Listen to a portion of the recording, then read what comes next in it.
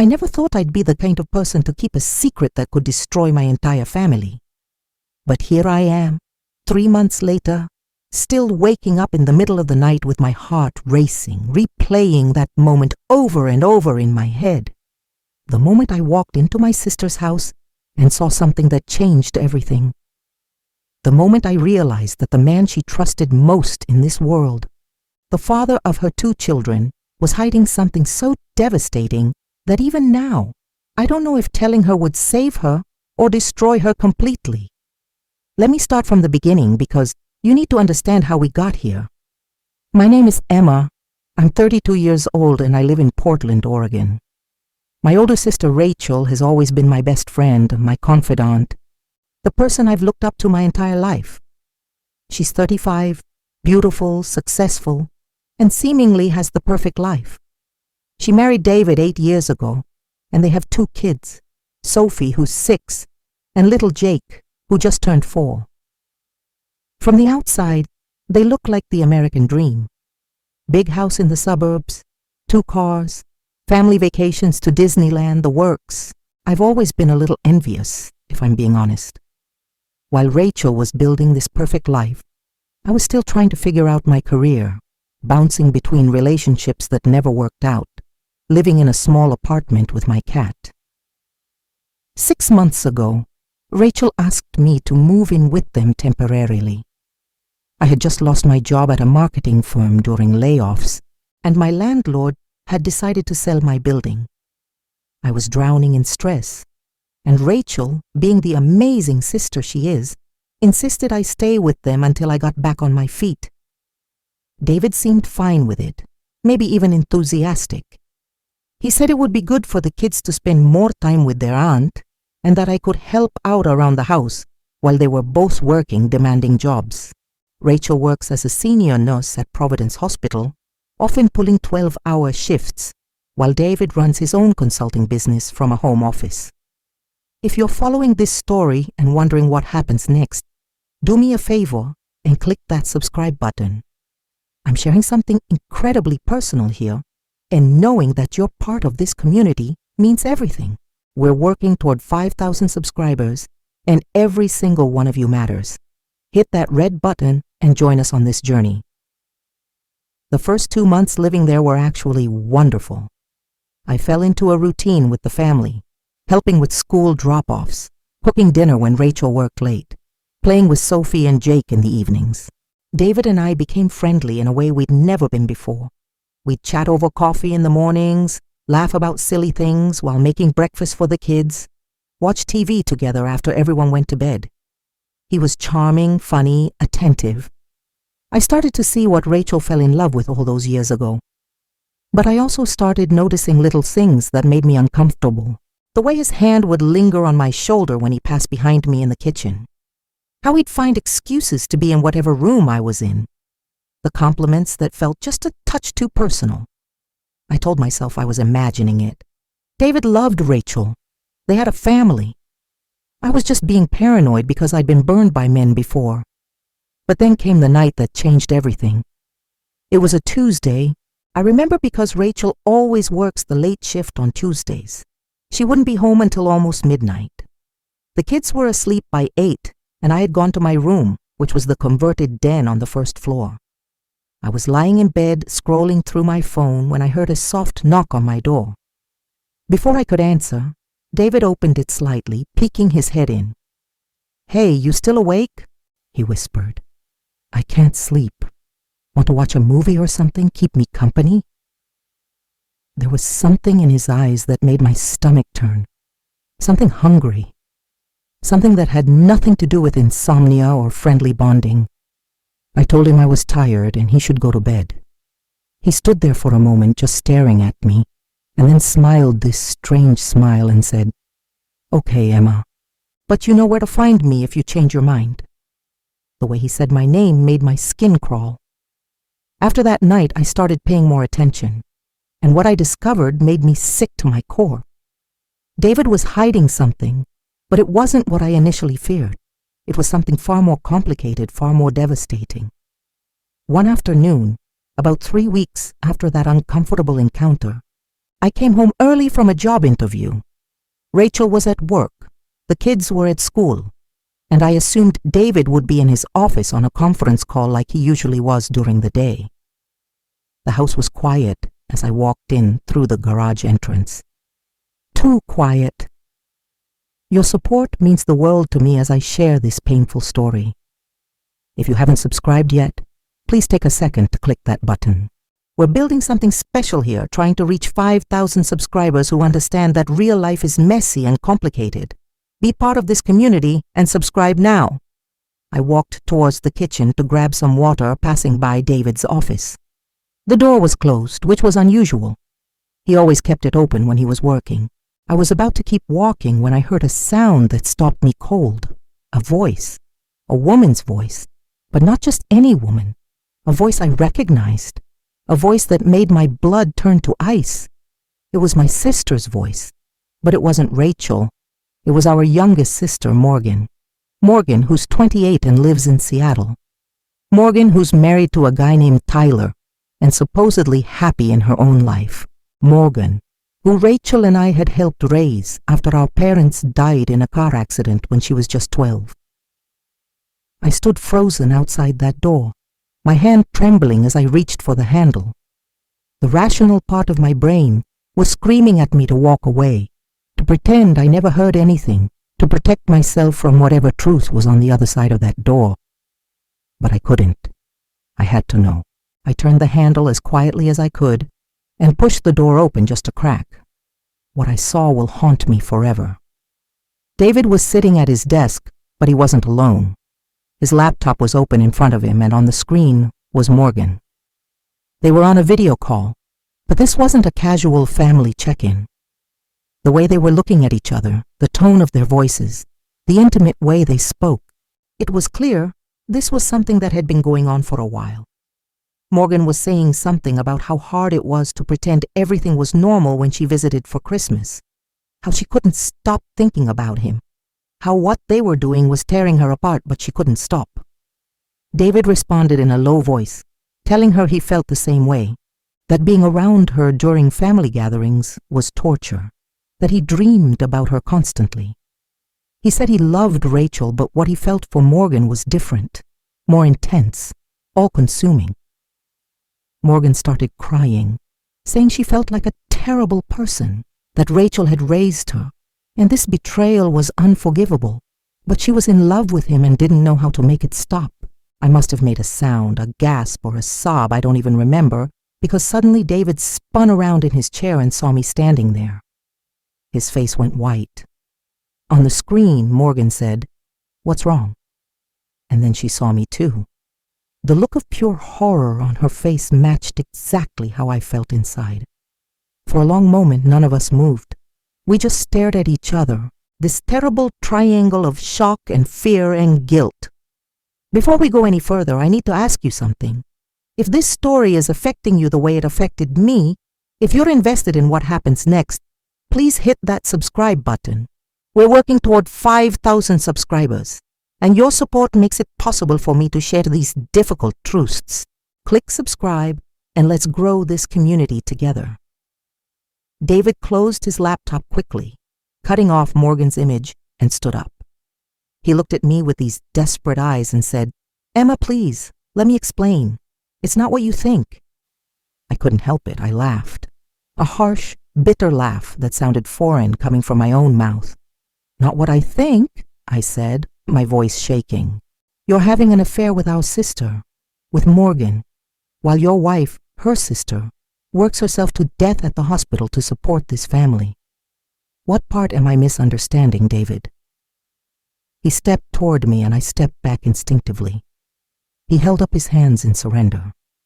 "We haven't actually done anything," he said. "It's just been talking, just conversations. I know it's wrong.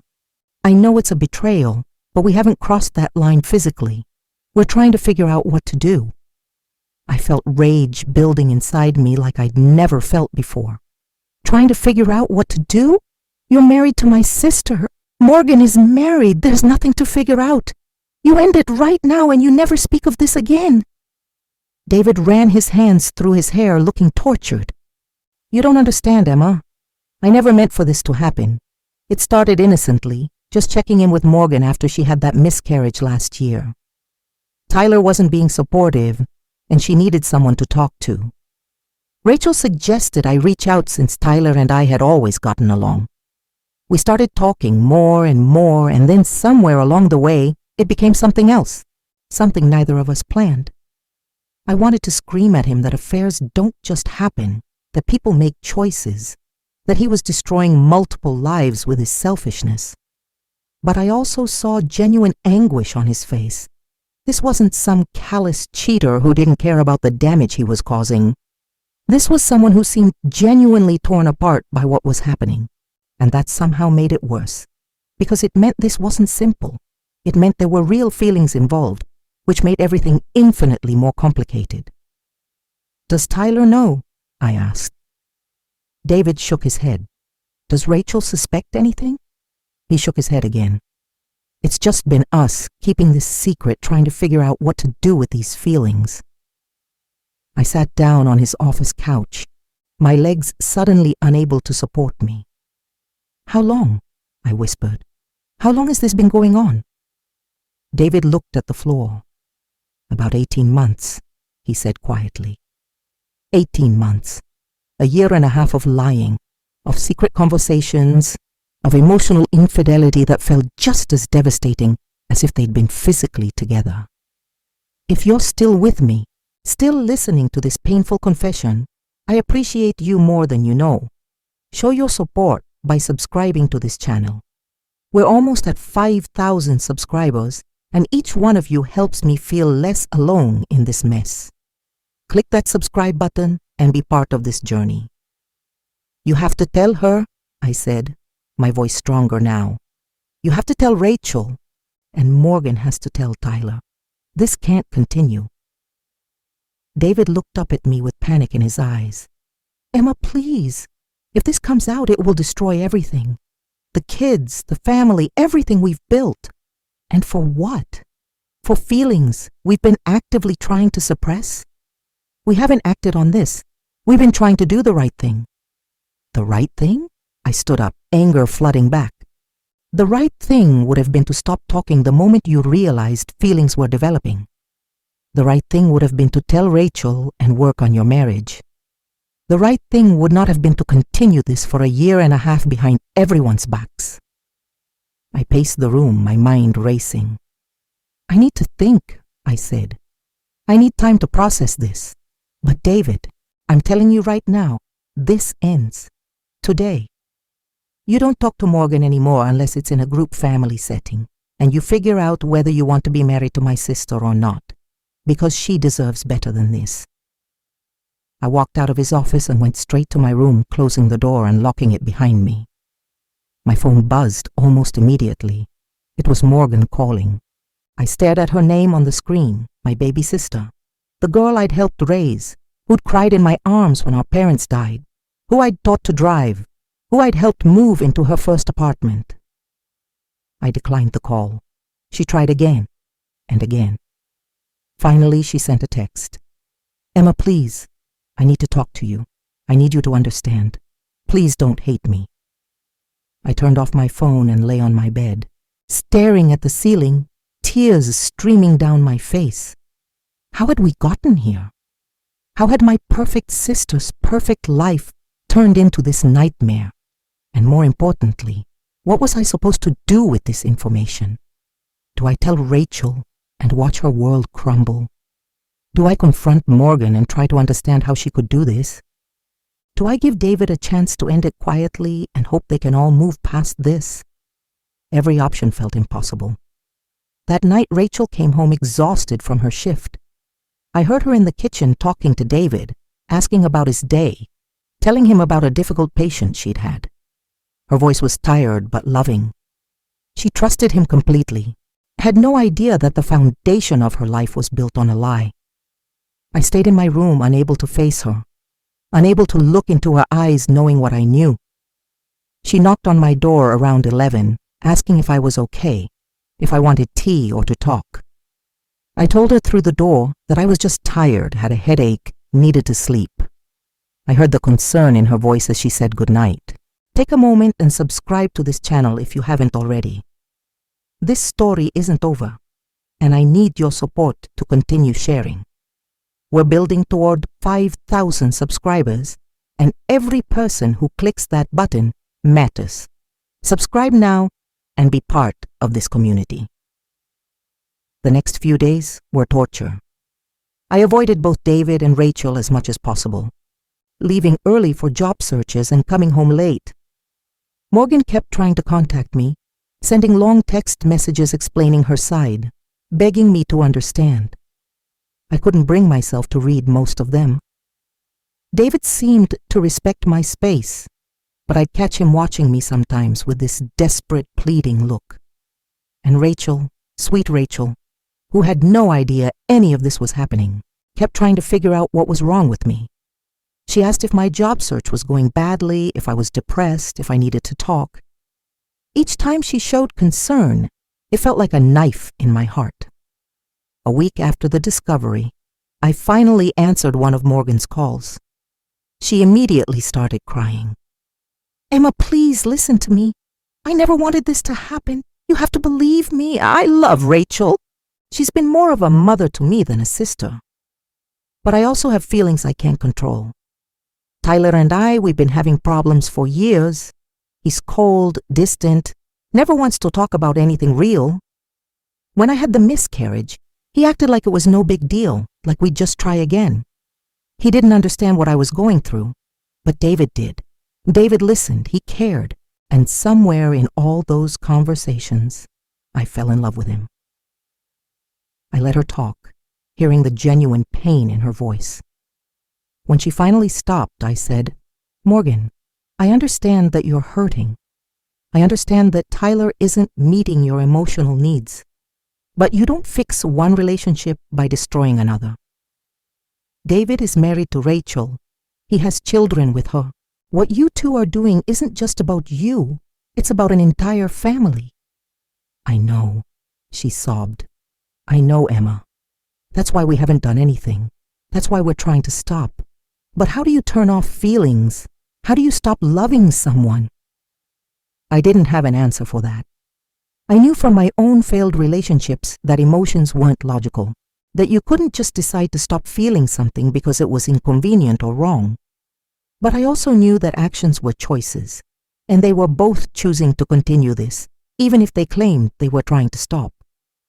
"You need to tell Tyler," I said. "Not about David specifically, but that you're unhappy, that you need something to change, and either you work on your marriage or you end it. But you can't keep living in this limbo." Morgan was quiet for a moment. "And what about Rachel?" she asked. "Are you going to tell her?" I closed my eyes, the question I'd been avoiding. "I don't know," I admitted. Part of me thinks she deserves to know, but another part of me wonders if telling her would just be causing pain for something that hasn't technically happened. I honestly don't know what the right answer is. Here's where I need your help. Subscribe to this channel because stories like these need to be told, and communities like ours need to exist. We're so close to 5,000 subscribers. Click that button and help us reach our goal together. 2 weeks passed. I found a new job, a good one actually, working in digital marketing for a tech startup. I also found a new apartment, a nice 1-bedroom in downtown Portland that I could afford with my new salary. I told Rachel I'd be moving out at the end of the month. She seemed sad, but understood that I needed my own space. David looked relieved, probably glad to have me out of the house where I wasn't a constant reminder of his secret. But then, the night before I was supposed to move out, everything fell apart. Rachel came home early from work around 7 in the evening. I was in the living room packing boxes when she walked in, and I immediately knew something was wrong. Her face was pale, her eyes were red, and she was shaking. She looked at me and said, "Emma, I need to talk to you. Now." My heart dropped into my stomach. She knew. Somehow she knew. We went into my room and she closed the door. She pulled out her phone and showed me a screenshot of a conversation. It took me a moment to understand what I was looking at.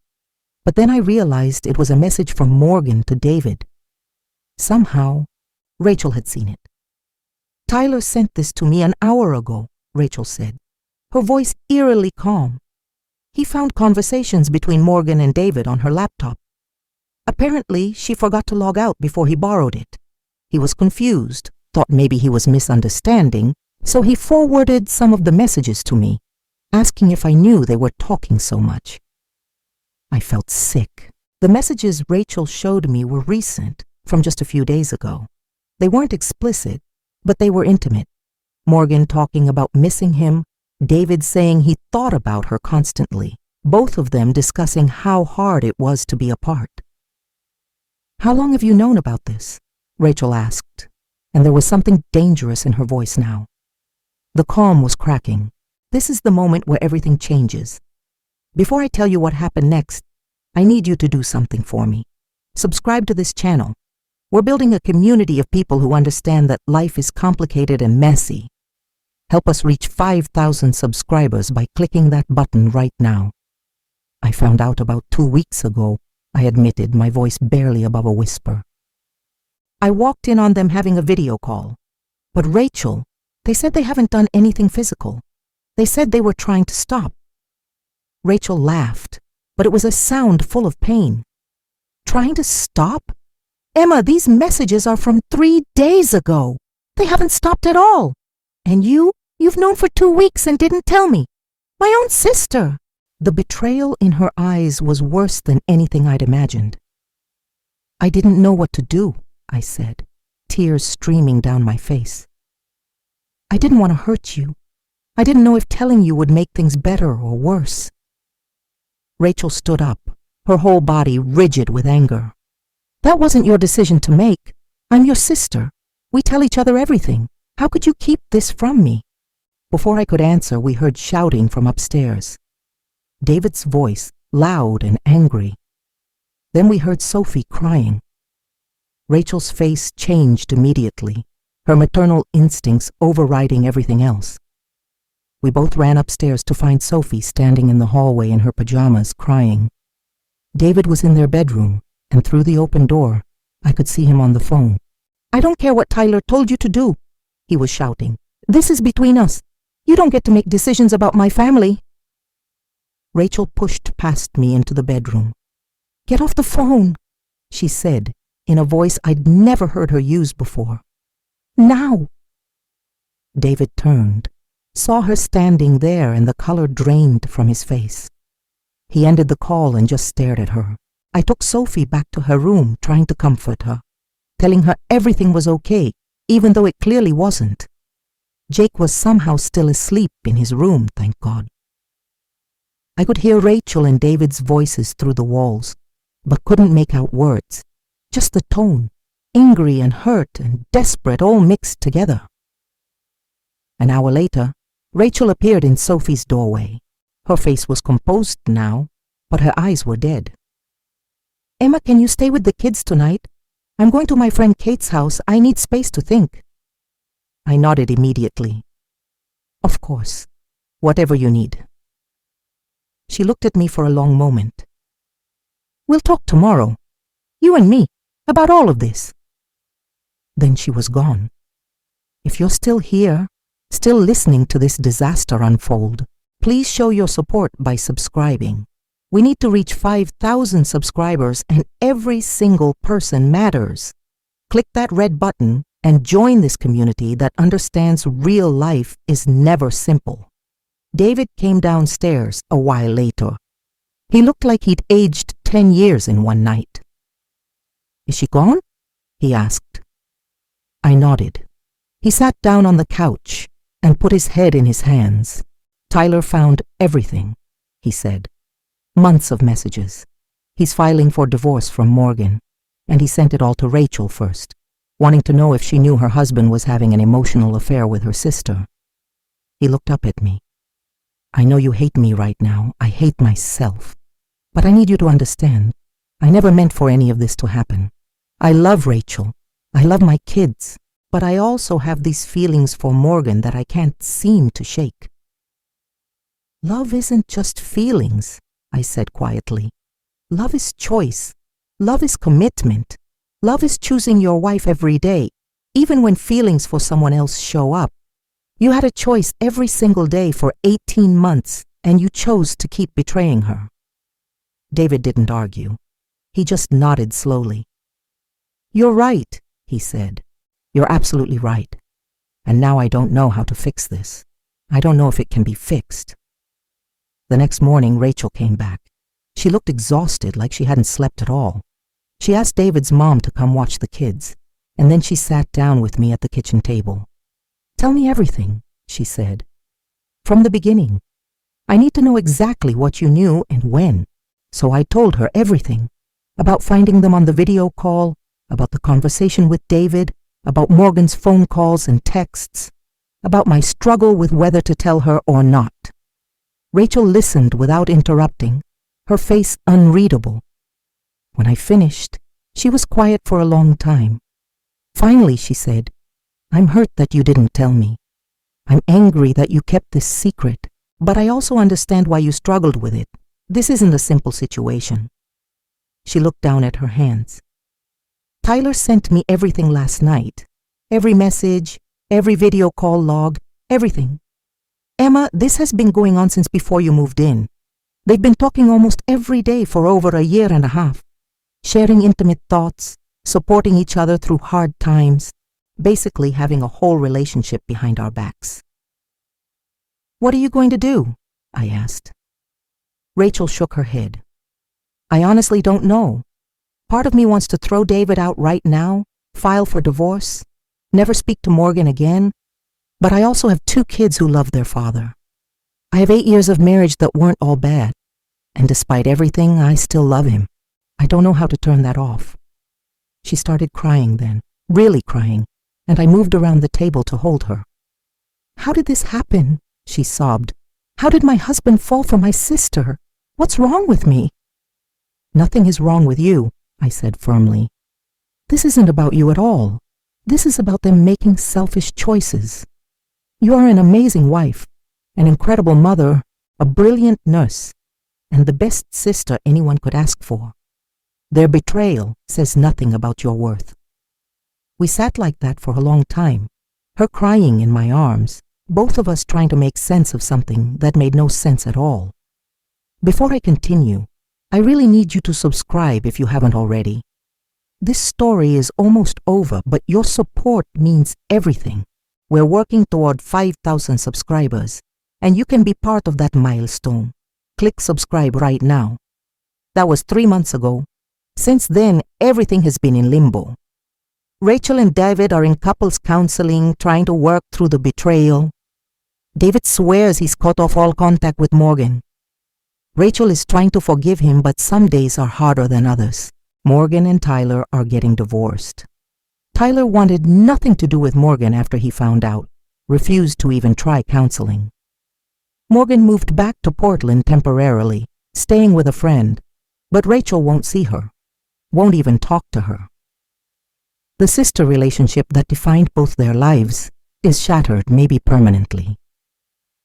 I moved into my new apartment as planned, but I see Rachel regularly. She needs me now more than ever, and despite my own anger at being put in this impossible position, she's still my sister, and I love her. David and I barely speak. When I come over to see Rachel or the kids, we exchange polite greetings, and that's it. Sophie has asked me several times why Mommy is sad so much now, and I don't know how to answer her. Morgan has tried to see me a few times. She wants to explain, wants to apologize, wants me to help her fix things with Rachel. But I don't know how to face her. This is the sister I helped raise, who I loved like a daughter sometimes, and she betrayed Rachel in the worst way possible. How do I reconcile those 2 versions of her? The Morgan I knew growing up and the Morgan who could do something like this? The hardest part is that I understand, even though I don't want to. I understand that feelings aren't always logical. I understand that emotional connections can develop in unexpected ways. I understand that marriages can be complicated and that people can be unhappy without even realizing it. But understanding doesn't make any of this easier. It doesn't fix the broken relationships or heal the pain, or make the betrayal hurt less. Last week, Rachel asked me a question that's been haunting me ever since. We were having coffee at her house while the kids were at school, and she looked at me with these tired eyes and said, "If you had told me right away, when you first found out, do you think I could have stopped this before it got so bad? Do you think knowing 2 weeks earlier would have made a difference?" I've been asking myself that same question every day. Would telling her immediately have changed anything? Or would it just have meant 2 more weeks of pain? Was I protecting her by waiting, or was I being a coward? Was David right that they were trying to stop, and given more time, they might have succeeded? Or was that just a convenient lie he told himself? I don't have answers. All I have is guilt and confusion and the knowledge that every choice I made might have been the wrong one. This is where I need your help. I've shared my story, exposed my family's deepest pain, and now I'm asking you, what would you have done in my position?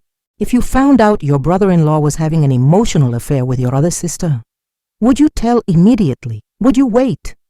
Would you confront them first? I genuinely don't know if I made the right choices, and I need to hear from others who might understand this impossible situation. One last time, please subscribe to this channel. We're so close to 5,000 subscribers, and sharing stories like this one helps all of us feel less alone in our complicated lives. Click that button and be part of this community. Rachel and David are still together, still trying. Some days she seems hopeful that they can rebuild what was broken. Other days I can see in her eyes that she's just going through the motions, staying for the kids, not ready to blow up their lives completely. Morgan is still in Portland, still trying to reach out to Rachel, still hoping for forgiveness that may never come. Tyler has moved on already, apparently dating someone from his gym, seeming to have no trouble leaving Morgan behind. And me? I'm in my new apartment, working at my new job, trying to build a life that doesn't revolve around my family's drama. But I can't escape it. Every time Rachel calls crying at 2 a.m, every time Sophie asks why Aunt Morgan doesn't come to visit anymore, every time I see David's guilty face, I'm pulled right back into the center of this nightmare that I didn't create, but somehow became responsible for managing. The question that keeps me up at night isn't just whether I should have told Rachel sooner. It's bigger than that. It's about whether some truths are better left hidden, whether ignorance really is bliss, whether destroying someone's perception of reality is justified if that reality is based on lies. I thought I knew the answer when I found out. I thought truth was always better. But now, watching Rachel struggle every day with a truth she can't unknow, I'm not so sure. So I'm asking you, really asking you, what would you do? If you were in my position, if you had to choose between your sister's right to know and her happiness based on ignorance, what choice would you make? Leave a comment below, because I genuinely need to know. I need to know if I did the right thing, or if I failed everyone in different ways. And please, please subscribe to help us reach 5,000 subscribers. This community of people sharing difficult stories and supporting each other is what gets me through the hardest days. Rachel told me yesterday that she's thinking about asking Morgan to meet for coffee. Just the two of them, no David, no me, no one else. She says she needs to hear Morgan's side directly, needs to understand how this happened from her perspective. I don't know if that's healing or if it's just opening the wound again. But it's Rachel's choice to make, and after keeping one secret, I'm not about to keep another. I told her I support whatever she decides, even if I don't know if it's the right decision. The truth is, I don't think there are any right decisions in situations like this. There are only choices and consequences and the messy, painful aftermath of discovering that the people you love are capable of hurting each other in unimaginable ways. I still love Rachel. I still want to love Morgan, even though I'm angry with her. I want to believe David when he says he's committed to fixing his marriage, even though I don't know if I trust him anymore. What I know for certain is this: secrets have a way of destroying everything they touch. The secret David and Morgan kept destroyed trust and relationships. The secret I kept destroyed some of my sister's faith in me. And now we're all living with the consequences of those secrets, trying to figure out if anything can be salvaged from the wreckage. Some days I think we'll get through this. Other days I think this family is broken forever, scattered pieces that can never quite fit back together the same way. So here's my final question for you, the one that matters most. What would you do in my place right now? Would you encourage Rachel to forgive David and Morgan? Would you tell her to walk away from both of them and start fresh? Would you try to mediate between Morgan and Rachel? Or would you do what I'm doing, staying close to Rachel, supporting whatever she decides, and hoping that somehow, someday, this family can heal? Drop a comment with your thoughts. And if you haven't already, please subscribe. We're building something important here, a community where we can share these impossible situations and help each other navigate them. 5,000 subscribers is our goal, and you can help us get there. Click that subscribe button right now and be part of this journey with me. Thank you for listening to my story, even though it doesn't have a happy ending yet. Maybe someday it will. I hope so. I really do.